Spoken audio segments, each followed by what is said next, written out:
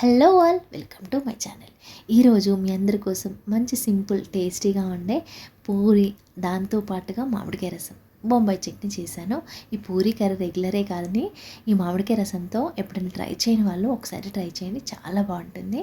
నేను ఫస్ట్ ఈ పూరి పిండి కలుపుకుంటున్నాను. ఒక కప్పు మల్టీగ్రెయిన్ పిండికి ఒక హాఫ్ స్పూన్ బొంబాయి రవ్వ అంటే ఉప్మా రవ్వ వేసుకున్నాను. దీనివల్ల మనకి ఆయిలీగా ఉండవు పూరీలు, పైన నూనెగా లేకుండా చాలా చక్కగా ఉంటాయి. ఒకసారి టిప్ ట్రై చేయండి. నేను పూరి కోసం ఇంతే వేసుకుంటాను, అసలు పిండిలో ఇంకేం వేసుకోనండి. కొంచెం బొంబాయి రవ్వ వేసుకొని వాటర్ కొంచెం కొంచెంగా వేసుకుంటూ బాగా కలుపుకోవాలి. ఎంత బాగా ఒత్తుతూ మనం పిండి కలుపుకుంటే లోపల కూడా పిండి తడి బాగా అయ్యి మంచిగా ఉంటుందండి. మెత్తగా అవ్వాలి, సాఫ్ట్గా అవ్వాలి పిండి. అలా బాగా ఒత్తుతూ చేసుకుంటే పూరీలైనా చపాతీలైనా పర్ఫెక్ట్గా పొంగుతూ సాఫ్ట్గా వస్తాయి. ఒకసారి ట్రై చేయండి.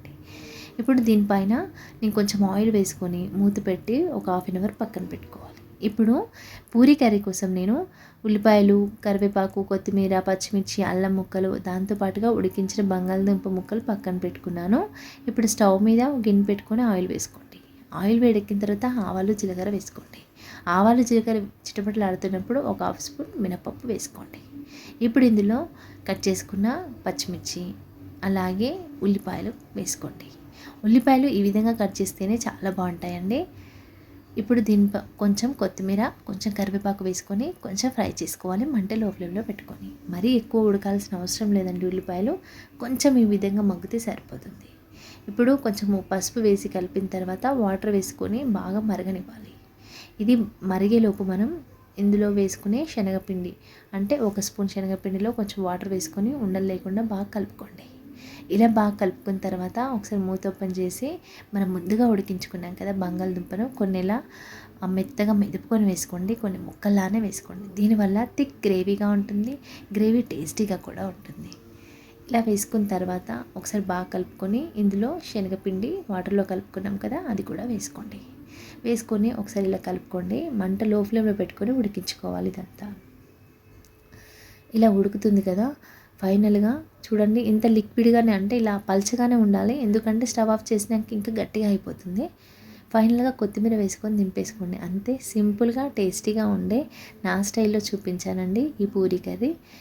ఇప్పుడు నేను దీనిలో కోసం మెయిన్గా నా ఫేవరెట్ అయిన మామిడికాయ రసం చూపిస్తున్నాను. నేను ఇక్కడ బెంగన్పల్లి మామిడికాయలు తీసుకున్నానండి. నాకు ఈ మామిడికాయలే ఇష్టం అన్ని మామిడికాయల కంటే.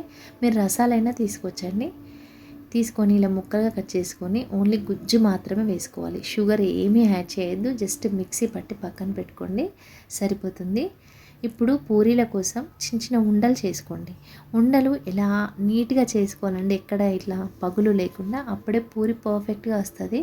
పూరి అయినా చపాతీ అయినా ఇలా ఒత్తుతూ ఉండలు చేసుకోండి, చాలా బాగుంటుంది పిండి. ఇలా అన్నీ ఉండలుగా చేసి పక్కన పెట్టుకోండి. ఇప్పుడు ఒక్కొక్క పూరిని కొంచెం కొంచెం పొడిపిండి వేస్తూ పూరీలు అయితే నొక్కుకోవాలండి. మరీ లావుగా ఉండద్దు, మరీ సన్నగా కూడా ఉండద్దు. చూసారా, ఈ విధంగా ఉండాలి పూరీలు. మరీ సన్నగా ఉంటే పొంగవండి, మరీ లావుగా ఉంటే లోపల పచ్చిగా ఉంటాయి. ఇప్పుడు ఆయిల్ వేడెక్కిన తర్వాత ఇలా పూరీలను వేసుకోండి. పూరీలకు ఉండే ఆ పొడిపిండిని దులుపుకొని వేసుకోవాలండి, లేదంటే ఆయిల్ అంతా కర్రీగా అయిపోతుంది. ఇలా రెండు వైపులా కాల్చుకోవాలండి. చూసారా, పర్ఫెక్ట్గా పొంగుతాయి. సింపుల్గా టేస్టీగా చేసుకునే ఈ రెసిపీ అయితే ఒకసారి ట్రై చేయండి. స్పెషల్గా కూడా ఉంటుంది, రెగ్యులర్గా కాకుండా. ఇలా బాగా వేయించుకొని టిష్యూ ఉన్న పేపర్లో వేసుకోండి. అంతే అండి. నేనైతే ఫైనల్గా మామిడికాయ రసం, అదేవిధంగా బొంబాయి చట్నీ, అది పూరీ కర్రీతో సర్వ్ చేసుకున్నాను. సింపుల్ బ్రేక్ఫాస్ట్ని స్పెషల్గా చేసుకోవాలంటే ఇలా ఒకసారి ట్రై చేయండి. మీకు ఈ రెసిపీ నచ్చితే తప్పకుండా ట్రై చేసి మీకు ఎలా వచ్చిందో నాకు కామెంట్ సెక్షన్లో చెప్పండి. Thank you for watching. Please subscribe my channel. Thank you.